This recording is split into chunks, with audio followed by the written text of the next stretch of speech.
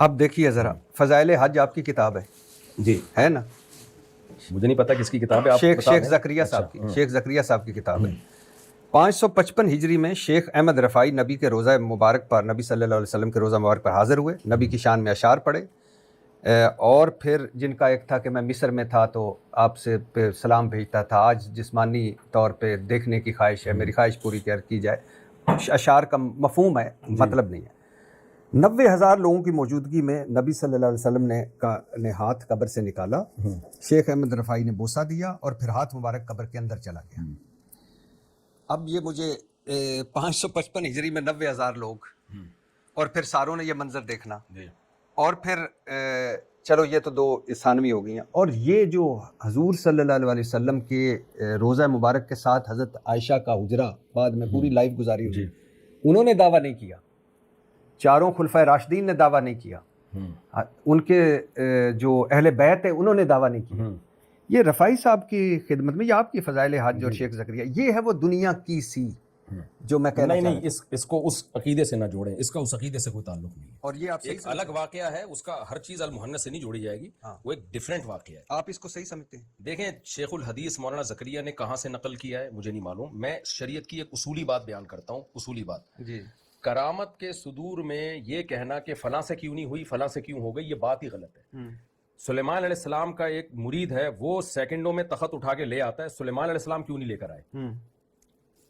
تو یہ نہیں ہوتا کہ کسی سے کوئی کرامت کا صدور ہوا تو فلانے سے کیوں نہیں ہوا، حضرت ابو بکر سے کیوں نہیں ہوا، حضرت عثمان سے کیوں نہیں ہوا۔ مجھے سمپل بھائی بہت سے واقعات ایسے ہیں جو سادہ سی بتائیے۔ میں اصولی بات، آپ اس کرامت مجھے نہیں پتا، میں نے اس کی تحقیق نہیں کی ہے، ایسی لیکن کرامت ہو سکتی ہے؟ بالکل ممکن ہے۔ کرامت کا مطلب کیا ہوتا ہے؟ وہ چیز جو ناممکن الوقوع ہو۔ معجزہ اور کرامت کہتے ہی اس کو ہے جو امپاسبل ہو اسباب کی دنیا آپ میں۔ سمجھتے ہیں کہ اس وقت 90,000 لوگ تھے؟ کیا یعنی فیملی پلاننگ والے تھے اس وقت جو بچے پیدا نہیں ہو رہے تھے؟ کیا تھا 90,000 لوگ؟ 555 ہجری میں 90,000 لوگ نہیں تو 555 ہجری میں کتنے لوگ تھے آپ بتائیں پھر؟ کیا اس وقت عورتوں نے بچے پیدا کرنا ختم کر دیے تھے؟ اور 90,000 لوگوں کے سامنے دیکھا ہوگا جب اگر ایسا واقعہ ہوا ہے، اور جو عالم صاحب تھے ان کو کیسے، وہ کوئی محکمہ شماریات کے تھے کہ ان کو پتا تھا 1 2 3 4 5؟ یعنی اس کا مطلب تو یہ ہوا کہ جتنے بھی تاریخی واقعات بیان کیے جاتے ہیں جس میں یہ بتایا جاتا ہے 10 لاکھ کا لشکر تھا، تو کیا وہ گن رہے تھے بیٹھ کے؟ تو سارے تاریخ ایک اندازہ ہوتا ہے، اس زمانے میں کیلکولیشن اندازے سے کی جاتی تھی۔ تو یہ تو جب نبی صلی اللہ علیہ وسلم نے 10,000 کا لشکر لے کے مکہ پہ حملہ کیا تو وہ آ کے حاضری ہوئی تھی کہ آپ کتنے ہزار؟ سمجھتے ہیں کہ یہ کرامت ہو سکتی ہے؟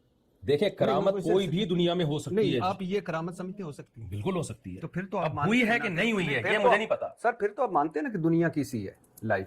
نہیں، دیکھیں اس کرامت کو اس سے نہ جوڑیں، سر میں تو اس کرامت کو اس سے نہ جوڑیں۔ آپ سامنے بیٹھے ہیں، آپ نے ایک الگ واقعہ ہے، ایک کرامت کا ایک الگ واقعہ ہے۔ المحنت کی ایک المحنت نے ایک الگ بات لکھی ہے، اور یہ تو ساری دنیا کے سارے علماء مانتے ہیں کہ نبی صلی اللہ علیہ وسلم کی حیات برزخی ہے، بہت پاورفل حیات ہے، اس میں تو کسی کا اختلاف نہیں ہے، اور بہت سے علماء نے اس کو دنیاوی حیات سے تشبیہ دی ہے۔ میرے پاس ریفرنسز اگر آپ مجھے بتاتے ہیں، وہ سارے ریفرنسز پیش کرتا ہوں۔ یعنی نبی صلی اللہ علیہ وسلم پہ ہماری جانیں قربان، ان کا ہاتھ نکلا، انہوں نے ہاتھ نکلنا یہ معجزہ یا کرامت ہے؟ امتی کی کرامت ہے، پیغمبر کا معجزہ ہے؟ اگر ہوا ہے، مجھے نہیں پتا یہ ہوا ہے۔ دیکھیں، کرامت پر یقین کرنا ضروری نہیں ہے۔ اگر میں نے آپ سے کہہ دیا میں نے شہیدوں کے خون کی خوشبو سونگی، آپ کہہ دو نہیں مفتی صاحب غلط کہہ رہے ہو، تو اس سے کوئی آپ کے ایمان میں فرق نہیں پڑے گا۔ تو اگر کوئی سمجھتا ہے کہ نہیں ہوا تو نہیں، وہ نہ مانے وہ، لیکن اس پہ یہ کہنا کہ یہ ایسا پاسبل ہی نہیں ہے۔ کرامت میں سب کچھ پاسبل ہے، کیونکہ کرامت کا صدور اللہ کی طرف سے ہوتا ہے، اور اللہ اسباب کا محتاج نہیں ہے، وہ کچھ کرنے میں کسی سائنٹیفک لاجک کا محتاج نہیں ہے۔ قرآن میں ہے کہ، چلو ہم اس واقعے کو سائڈ پہ رکھتے ہیں، قرآن میں ہے کہ جو لوگ فوت ہو جائیں پھر ان کا ہاتھ نکل سکتا ہے، یا وہ اس طرح کی کوئی کرامت پیش کر سکتے ہیں، یا قرآن میں یہ ہے کہ کرامتوں کا صدور ہو سکتا ہے، اور ان اللہ علی فوت ہونے کے زندہ کر سکتا ہے اللہ تعالیٰ، قرآن میں یہ، ٹھیک ہے نا؟ وہ تو گدھے کو، مرے ہوئے گدھے کو اللہ نے زندہ کیا، سورہ بقرہ میں ہے۔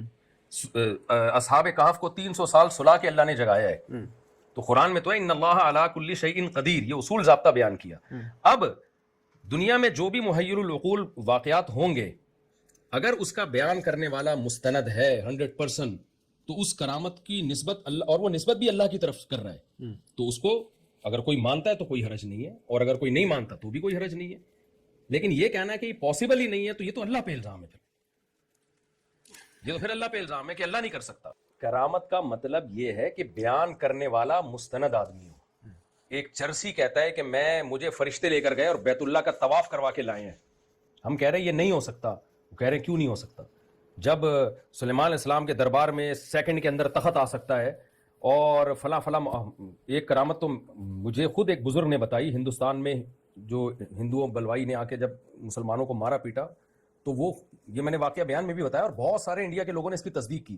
بزرگ کہتے ہیں ہم نے فرشتے آسمانوں سے اترتے ہوئے خود اپنی آنکھوں سے دیکھے ہیں، جو ہماری مدد کے لیے اترے تھے گھوڑے پہ. تو اور یہ جب میں نے یہ بیان بتایا نا، اور جن بزرگ سے براہ راست میں نے سنا، جنہوں نے براہ راست وہ فرشتے دیکھے تھے، شاید وہ زندہ بھی نہیں ہوں گے، 15-20 سال پرانا واقعہ ہے، تو اتنے لوگوں نے جو اس علاقے سے متعلق تھے نا، انہوں نے اس کی تصدیق کی کہ ہمارے بھی بزرگ جو بڑے حضرات ہیں وہ بتاتے ہیں کہ ہم نے یہ فرشتے اپنی آنکھوں سے دیکھے تھے اس علاقے میں.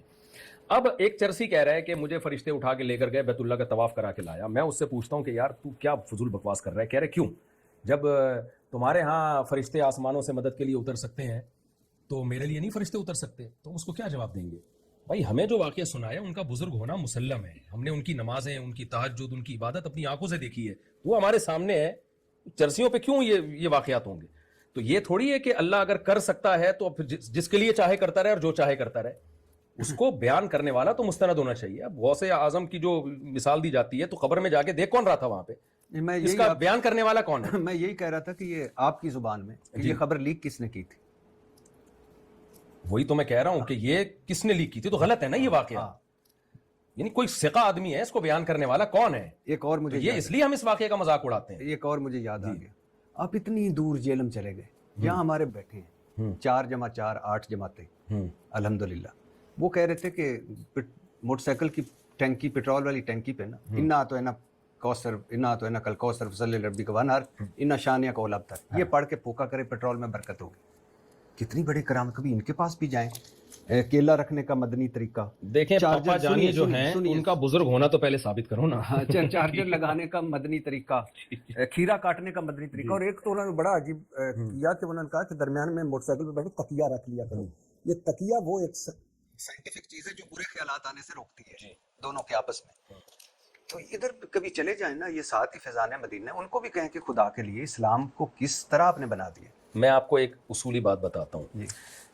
کرامت کے باب میں نا جو اس طرح کے واقعات جو ابن تیمیہ نے لکھے، اور آپ پہلے مجھے بتاتے میں یہ سوال کروں گا تو میں حدیث کی کتابوں سے آپ کو نکال کے کرامت کے واقعات جو بڑے بڑے محدثین نے اس سے بھی زیادہ عجیب واقعات، جن میں یہ کہ مرا ہوا گدھا زندہ ہو گیا، ٹھیک ہے نا، اس سے بھی زیادہ عجیب واقعات ہیں، وہ میں آپ کے سامنے پیش کرتا ہوں. یہ پپا جانی کی بات کر رہے ہیں؟ نہیں، پپا جانی کی نہیں، پپا جانی پہ میں آتا ہوں، ابھی آتا ہوں میں پپا جانی پہ. پہلے یہ ٹاپک کیونکہ بڑا سینسٹیو ہے، اس کو کمپلیٹ کریں. جی دیکھیں، عیسائیوں نے جب حضرت عیسیٰ علیہ السلام کے معجزے دیکھے نا، تو ان معجزوں کی نسبت انہوں نے اللہ کی طرف کرنے کے بجائے عیسیٰ ابن مریم کی طرف کر دی اور شرک میں مبتلا ہو گئے. اور جنہوں نے حضرت عیسیٰ کا انکار کیا انہوں نے ان معجزوں کا انکار کر دیا کہ یہ جادو ہے، یہ امپاسبل. تو اس سے پتہ چلتا ہے کہ محیر العقول یعنی عقل سے خلاف عقل یا عقل سے بالاتر جب کوئی واقعات ہمارے سامنے آتے ہیں تو اس میں دو انتہائیں ہیں.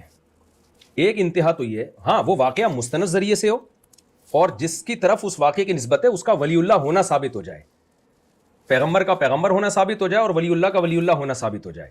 تو جب یہ دو چیزیں ثابت ہو گئیں، پھر اگر کوئی واقعہ ان کی طرف ایسا منسوب ہے جو بالکل عقل کے خلاف ہے، جیسے موسیٰ علیہ السلام کا لاٹھی کا سانپ بنا دینا، تو یہ جب عقل کے خلاف واقعہ سامنے آئیں گے تو پھر اس میں دو ذہنیتیں ہیں. ایک ذہنیت ہے ایتھیس اور ملحد لوگوں کی، وہ کہتے ہیں امپاسبل، یہ ہو ہی نہیں سکتا.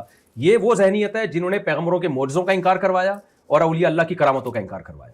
دوسری ذہنیت ہے شرکیہ جو عیسائیوں کی ہے، وہ کہتے ہیں کہ یہ جو ہے نا حضرت عیسیٰ نے خود کیا ہے، اللہ نے آپ کو طاقتیں دی تھی لہذا وہ عیسیٰ کو اللہ کا بیٹا بنا لیا. تو اعتدال والی راہ کیا ہے بھائی؟ اگر مستند ذریعے سے آئی ہے تو اس کا انکار نہ کرو اور نسبت اللہ کی طرف کرو. اسی وجہ سے ہم کہتے ہیں کہ جو یہ کہتے ہیں نا فضائل اعمال میں شرک بھرا ہوا ہے، وہ عیسائی ذہنیت سے دیکھتے ہیں، اور جو یہ کہتے ہیں کہ یہ واقعات ممکن ہی نہیں ہیں، وہ ملحد ہیں، وہ ایتھیس ذہنیت سے دیکھتے ہیں. اگر فضائل اعمال میں شرک بھرا ہوا ہوتا نا تو آج فضائل اعمال پڑھنے والے دنیا کے سب سے بڑے مشرک ہوتے. میں نے تبلیغیوں سے زیادہ کوئی توحید پرست دیکھا نہیں. ان کو قبروں سے لوگوں کو اٹھا کے صرف اللہ سے ہوتا ہے، اللہ کے سوا سے نہیں ہوتا، یہ نعرہ لگاتے ہوئے تو سنا ہے انہوں نے. حالانکہ وہ صبح و شام فضائل اعمال کی کرامتیں پڑھتے ہیں لیکن توحیدی ذہن سے. ہاں آپ کہہ رہے ہیں میں ان کے پاس کیوں نہیں گیا؟ ہاں انہوں نے بلایا نہیں مجھے. اور دوسرا وہ علمی لائن کے آدمی نہیں ہے نا، وہ تو اس طرح کی علمی باتیں وہ تو کہتے ہیں میں بزرگ ہوں اور مجھ سے فیض حاصل کرو. نہیں تو یہ فیض ہے کہ کھیرا رکھنے کا شرعی طریقہ. نہیں میں آپ کو ایز اے عالم پوچھ رہا ہوں کہ یہ شرعی طریقہ نہیں ایسا کوئی شرعی طریقہ نہیں ہے کھیرا کاٹنے کا، نہ کیلے کو قبلے کی طرف رخ کرنے کا. اور آپ نے کبھی کسی اسٹوڈنٹ کو کہا انا تو کل کوثر پڑھا کے کہ آپ تیرے پیٹرول میں برکت ہوگی؟ نہیں کہا. میں تو ان وظیفے والوں جو من گھڑت وظیفے بتاتے رہتے ہیں ان کے ویسے ہی بہت خلاف ہوں. تو صبح شام باتیں. میں ایک سن رہا تھا ٹی وی پہ، وہ کہہ رہا تھا کہ بجلی کا میٹر پہ زم زم لکھو انگلی سے.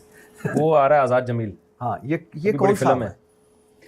میں کسی کا نام لے کے رد نہیں کرتا، میری عادت نہیں ہے، لیکن بعض لوگوں کا نام لے کے رد اس لیے کرنا پڑتا ہے کہ لوگ ان کو علماء سمجھ رہے ہوتے ہیں، اہل حق میں سمجھ رہے ہوتے ہیں. بعد میں جب ان سے بڑے بڑے بلنڈر ہوتے ہیں تو لوگ پھر یہ سمجھتے ہیں کہ سارے مولوی ایسے ہی ہوتے ہیں.